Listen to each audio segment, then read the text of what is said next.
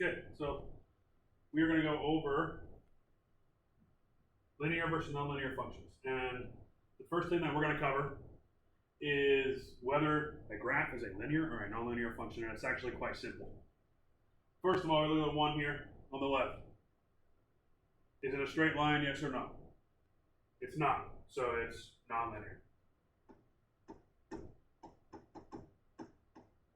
Now, it's still a function because we've talked about in 3.1 that none of the x's are repeating. It's still a function, but it's a nonlinear function. It's not a straight line. Okay. Now over here, is that a straight line or not? It is. It is a straight line. That means it is linear. So this is not a straight line, which makes it nonlinear. This is a straight line, which makes it linear. Now, I want you to find the rate of change or the slope of the line.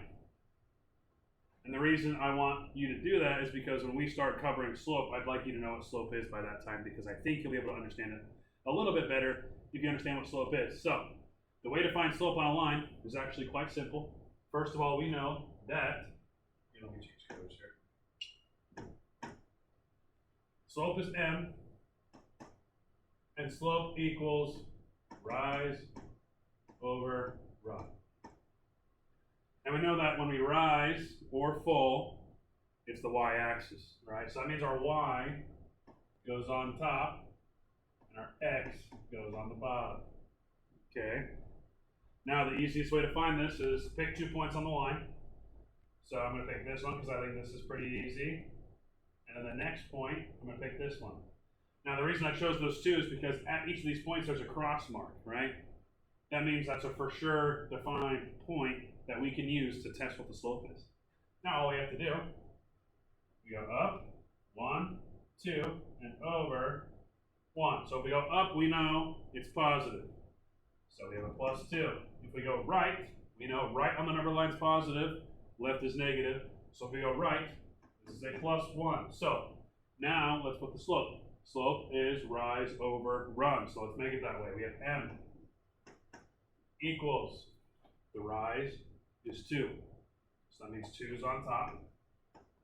And the run is a positive 1, which means 1 is on the bottom. So our slope is 2 over 1, and 2 over 1 in a fraction, 2 divided by 1 is 2. So our slope is actually 2. So if it is a linear function, I want to know the slope. All right, let's move on. Okay, let's check out these ones on the right. This is pretty easy to tell right away. We know 1's not a straight line, which makes it nonlinear. We know 1 is a straight line. So the top one is not a straight line, right? So the top one is non-linear. So we're done. The bottom one is a straight line. We know it's linear. Now, when it's linear, again, I want to know the slope. Let's pick 2 defined points. You can pick whichever ones you want. I'm going to pick these 2. We have a cross mark there. We have a cross mark there. We go up 1, left 1. So up 1 is plus 1. Left 1 is minus 1. Remember, up is on the y-axis, so that means it goes on top. Left is on the x-axis, which means it goes on the bottom. So our slope here is positive 1 over a negative 1. If we were to divide this, 1 divided by a negative 1 is a negative 1. So our slope, in this case, would be a negative 1. And the reason it's negative is if you look at the line, if we pretend like this was the stock market, a line going down to the right means it's a negative slope. That means our money's going down, right? And if we look at that one up here, if it's going up to the right, that means our money's going up. That's a positive slope. Okay. And again, like I said, we are going to get into slope more at the end of this chapter, but we're just determining whether things are linear or nonlinear functions right now. So sometimes our functions are given to us in tables. And we've talked about this before. A table with x and y is just the same as coordinates, right? So the way to find if a function in these tables is linear or nonlinear is we have to look at the rate of change. When we go from 3 to 6 on the x, we add 3, right? When we go from 6 to 9, we are adding 3. When we go from 9 to 12, we are adding 3. When we go from 36 to 30 on the y, we are subtracting 6. From 30 to 24, we are subtracting 6. And from 24 to 18, we are subtracting 6. Now this is important. We have to make sure that our x's are going up by the same every time, and they are. They're all going up by 3. And we also have to make sure that our y's are going up or down at the same rate. In this case, they are all going down by 6. Since the top is the same and the bottom is the same, it is a linear function. We know that it's a straight line. So we know this one right here is linear. And remember, when it's linear, I want you to find the slope. In this case, we're going to find the rate of change. So x is going up by 3, y is going down by 6. We know it's rise over run. We're going to put y on top and x on the bottom. So on the top, we have a negative 6 because it's going down by 6 every time. So m equals a negative 6 on top over our x, which is a positive 3 because it's going up by 3 every single time. So we know it's linear. We know our slope is negative 6 over 3. If we want to reduce that, negative 6 divided by 3, our slope is a negative 2. That tells us that this chart right here has a downward slope of negative 2, or negative 2 over 1. Now, let's look at the next one. In this chart here, our x's, we see 1 to 3, we are adding 2. We see 3 to 5, that means we are adding 2 again. And we see 5 to 7, we are adding 2. So, our x's are good, right? The rate of change in our x is plus 2, plus 2, plus 2. That means it's good. It's all the same. So let's check out the y's. From 2 to 9, we're adding 7. From 9 to 20, we're adding 11. At this point, you can tell it's nonlinear. But from 20 to 35, you're adding 15. So the x's are the same. However, the y's are not, which makes this non-linear.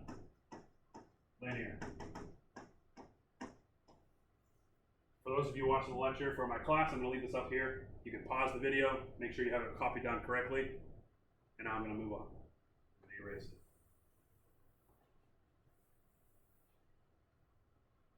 Okay, we're going to do 2 more, and it looks like they're tables just like we just saw. So, top table. Let's look at the x's first. What are they going up by? 2 to 4, they're going up by 2. 4 to 6, they're going up by 2. 6 to 8, they're going up by 2. X's are the same, we're good. Now we look at the y's. 9 to 18, that's plus 9. 18 to 27, plus 9. And 27 to 36, we're going up by 9. The x's are the same, the y's are the same. It is a linear function. So we know it's linear. Now let's find the rate of change, or the slope. Again, the slope is rise over run. Rise is the y, run is the x. So the y goes on top.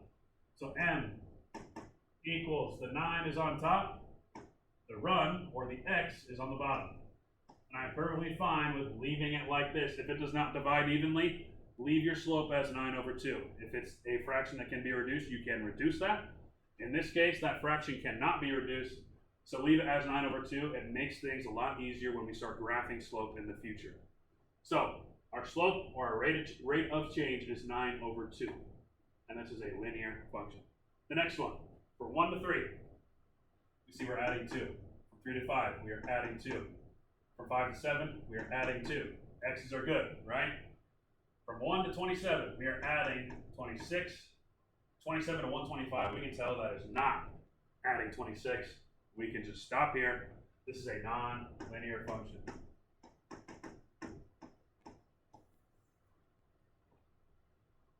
Okay. Pause this video if you want to copy it down. If not, we're going to move on.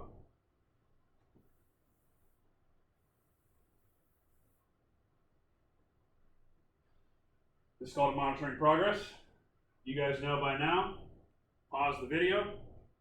Try to do these all by yourself, and then we're going to go over them together. So if you pause it, you can do it yourself, and then we're going to go over it. So I'm going to go over it right now.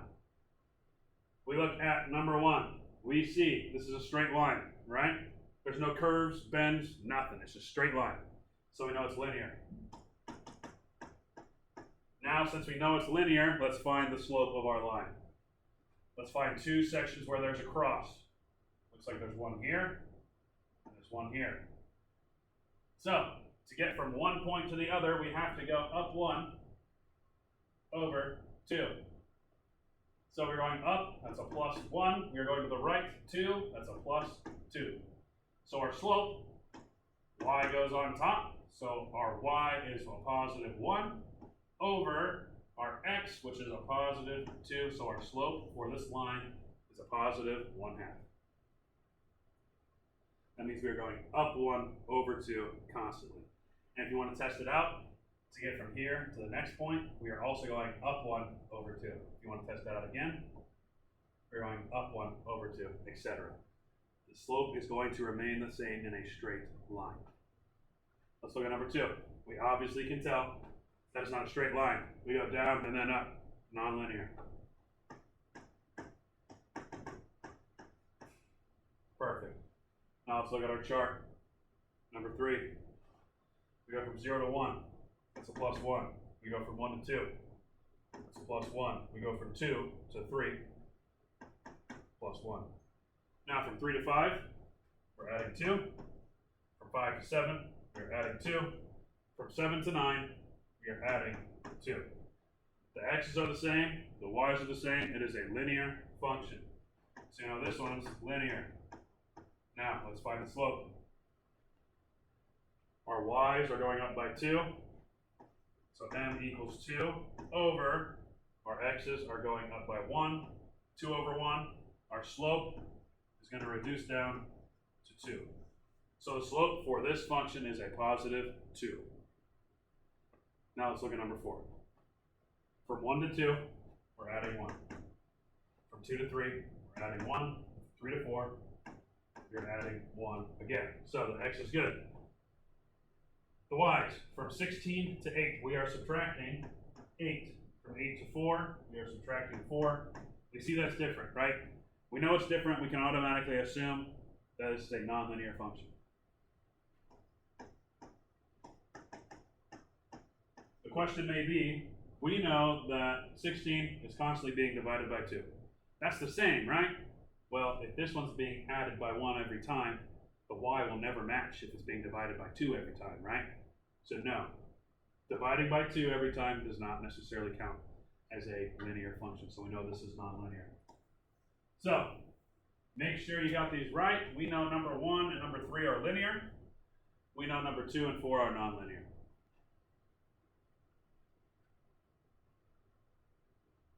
Example 3. We are identifying linear functions using equations. Now, in order to see if a linear function is a linear equation, we need to first know what the linear equation is. The standard linear equation is slope-intercept form. If you don't know what slope-intercept form already is, slope-intercept form is y equals mx plus b. So if we have equations that can be put in that form, they are linear. If they cannot be put in that form, they are nonlinear. It's as simple as that. So here we have y equals 3.8. So there we have y equals mx plus b. In this situation, there's no x, but it's y equals 3.8. It's linear. And the reason this one is linear is because if we were to graph this, we would have 0 slope because m and x represent our slope, right? In this situation, we would come up to 3.8 and we would draw our line across. It's a straight line with no slope. So that's why that is linear. Over here, square root of x. We do not have a square root in our slope-intercept form. This is a non-linear function. C, 3 to the power of x. We have our y equals. Is there a power of x in that equation? No. The only time this equation would be linear if it was 3 to the power of 1, because 3 to the power of 1 is 1, right? We have y equals 3. So, nonlinear. D, we have y equals 2 over x. Does not match, nonlinear. E, we have y equals 6 times x minus 1. Well, a way to tell if it's linear or not is we can distribute that 6. We have y equals 6 times x is 6, x, right? 6 times a negative 1 is a negative 6. So, y equals 6x minus 6. It looks just like y equals mx plus b. The m is replaced by a 6, the b is replaced by a -6. So yes, it is linear.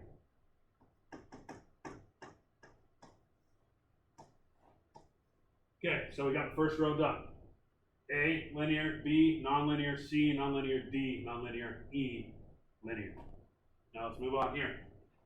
You might get an equation that looks like this. It's kind of hard to tell if it's linear or nonlinear, but typically when you see 1y and 1x, it's probably going to be linear. Now the way we can test to see if it's linear or not is we can put it into slope-intercept form. We can subtract our 2. That gives us 1 over 6. Y equals 3x plus 2. Now we can get this y by itself. Again, if you remember, if we want to get a fraction off of a variable, the easiest thing to do is multiply by the reciprocal. The reciprocal is the opposite of a fraction, 1 over 6. The opposite of 1 over 6 is 6 over 1, or 6. So we're going to multiply by 6 to both sides. Now when we multiply by 6, we have to multiply the 2 and the 3x by 6, right? Okay, so we canceled out that, so y is by itself. Let's distribute the 6. 6 times 3x, that's 18x. 6 times 2, that's 12. We have y equals 18x plus 2. Looks a whole lot like y equals mx plus b, right? So, number 19 is linear.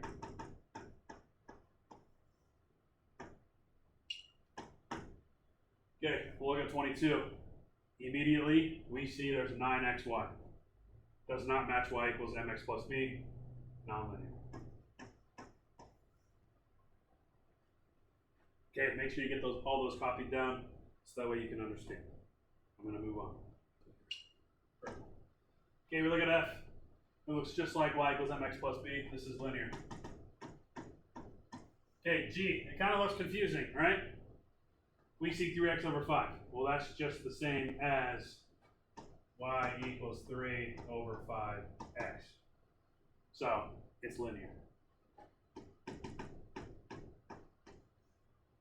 Okay, we look at h. We see an exponent, automatically we know that's nonlinear. We look at 20. We see y, x, x, y. The only way to tell if it's linear or nonlinear is try to put it in slope-intercept form. So let's try to get the y over here. Let's try to get the x over here. Remember, the equal sign separates it, so let's add the x. And let's knock 2 birds out with 1 stone. Let's add our 2/3 y.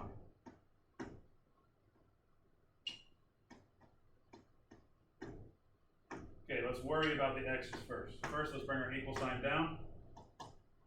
Our x's are canceled there. We just have y over here. 2x plus x, 3x. Okay, let's worry about our y now, which is in the red, right? Y, which is 1 plus 2/3 y, is either going to be 5 over 3y or 1 and 2/3 y. I want to put 5 over 3y. I think this is easier. Okay? Again, in order to get rid of a fraction on a variable, we can multiply by the reciprocal, which is 3 over 5. Let's multiply 3 by 3 over 5. Okay. These cancel. We have y equals. Now we can take 3 times 3, which is 9, and divide it by the bottom, which will be 9 over 5, or 1 4/5. So our x is now going to equal 9 over 5x. And again, that works because 3 is always over 1. Multiply straight across. 3 times 3 is 9. 1 times 5 is 5. This right here is a linear function. So this is linear. Okay, now let's look at 18. Let's check to see if it's linear or nonlinear. First, we'll bring our y down. We need to distribute that 4x. 4x times 8, 32x. Now, if you don't remember what x times x is, anytime we multiply 2 variables together, it becomes an exponent, right? So 4x times x is 4x squared. There's an exponent, which makes it non-linear. So, there you go. If you have any questions, please ask me in class. try to work on this exit card. Fill the table to represent a linear function. So try to make these all the same to make that linear function. The hint is going to be, if you go up by 3, you can get to 11. And it's going to still be a linear function. Okay?